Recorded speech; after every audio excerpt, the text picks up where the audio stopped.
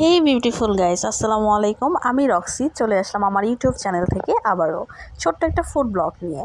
সবাই দেখতে থাকেন আমি আজকে কি করি। ওয়েদারটা খুবই সুন্দর, বৃষ্টি হচ্ছে, ঝুম বৃষ্টি বলা যায়। সো বৃষ্টি আসলে কার না মন চায় নতুন নতুন রেসিপি করতে, নতুনভাবে সময়টাকে উদযাপন করতে। সো আমিও সে অংশে কম নয়।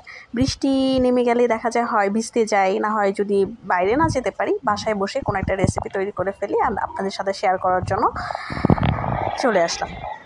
ওকে, খুব বৃষ্টি হচ্ছিল অ্যান্ড আমি হচ্ছে জাস্ট বৃষ্টিটাকে ছুঁয়ে দেখার জন্য ভিডিও করছিলাম অ্যান্ড খুব ফিল পাচ্ছিলাম। যদিও ভিজতে খুব ইচ্ছে করছিল, বাট ভিজতে বাইরে যাওয়ার জন্য আসলে প্রিপেয়ার ছিলাম না। ওকে, দেন আমি চলে আসলাম আমার কিচেনে অ্যান্ড আজকে খুব সুন্দর একটা রেসিপি আমি তৈরি করব। এইটা আসলে অলমোস্ট তৈরি করাই আছে, বাট আমি জাস্ট এটাকে খাওয়ার জন্য মানে প্রিপেয়ার করব।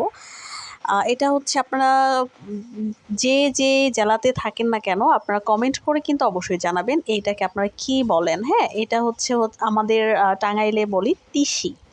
তিসি ভর্তা খেতে কে না ভালোবাসে, অনেকেই আসলে ভালোবাসে না, আবার অনেকেই চেনে না, বাট আমার কাছে খুবই পছন্দের। এটা আমি ছোটোবেলা থেকেই দেখে আসতেছি, আমাদের এলাকায় এটা তিসি ভর্তা বলে।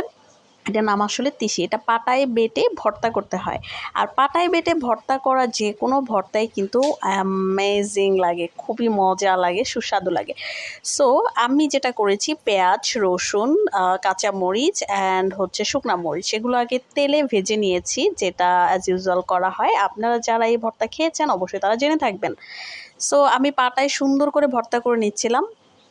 কালারটা দেখেন, ন্যাচারাল একদম কালার। আমি কোনো ফিল্টার ইউজ করিনি, কারণ হচ্ছে যে আমি চাচ্ছিলাম আপনাদের সাথে ন্যাচারাল জিনিসটা তুলে ধরতে। সো আমি বাটছিলাম। মাঝে মধ্যে পাটায় বাটতে খুব মজা লাগে, বাট রেগুলার আসলে খুব কষ্ট লাগে। সো আমি এটাকে বেটে নিলাম খুব সুন্দর করে। খুব একটা মিহি করব না এবং খুব একটা যে মিহি থাকবে না সেটাও না। সো এভাবে করে বেটে নিয়ে দেন হচ্ছে আমি এটাকে তিসিটা মূলত আসলে মানে থাকে, এটাকে গুঁড়ো করে নিতে হয়। আপনি ব্লেন্ডার করে নিতে পারেন অ্যান্ড হচ্ছে আপনি একটু কড়াইয়ে ভেজে গরম করে পাটায় বেটেও নিতে পারেন। সো আমার আম্মু, আমি যখন বাড়ি গিয়েছিলাম তখন আমার আম্মু এটাকে সুন্দর করে ব্লেন্ড করে দিয়েছিল। এবং এই কাঁচা মরিচ, শুকনা মরিচ, পেঁয়াজ ভাজি এবং হচ্ছে রসুন, এইটাকে আমি পাটায় বেটে দেন হচ্ছে এই গুঁড়ো করা তিসির সাথে, ব্লেন্ড করা তিসির সাথে হাতে মেখে ভর্তা করে নিলাম। হাতে মেখে ভর্তা করতে এটা যে এত টেস্টি হয়, এটা আমি ফার্স্ট টাইম করলাম, বাট এর আগে আমি পাটাই বেটেই ভর্তা করতাম। সো দেখেন অলরেডি আমার মানে ভর্তাটা হয়ে গিয়েছে। এটা খেতে এত মজা হয়েছে। আর আপনারা যারা এই ভর্তাটা খাবেন অবশ্যই অবশ্যই চেষ্টা করবেন দুইটা মরিচ মিক্সড করে দেওয়ার জন্য, কাঁচা মরিচ এবং শুকনো মরিচ, এবং এই দুইটা দিলে ফ্লেভারটা অনেক ভালো হয় অ্যান্ড একটু ঝালটা বেশি রাখবেন, এটাতে খেতে অনেক টেস্টি হয়। অ্যান্ড আমি এটাকে হচ্ছে গরম ভাত দিয়ে খাবো আসলে। আর আপনারা সবাই কিন্তু কমেন্ট করে জানাবেন কে এই তিসিটাকে মানে কি বলেন, তিসি বলেন নাকি অন্য কোনো নাম আছে। সো এটাকে আমি একটু দেখাবো যে এটা ভর্তা করার পরে কি হয়, কারণ এইটা তিল থেকে হচ্ছে এক প্রকারের তেল বের হয়। হ্যাঁ, যখন আমরা এটাকে ব্লেন্ড করি বা হচ্ছে পাটায় বাটি।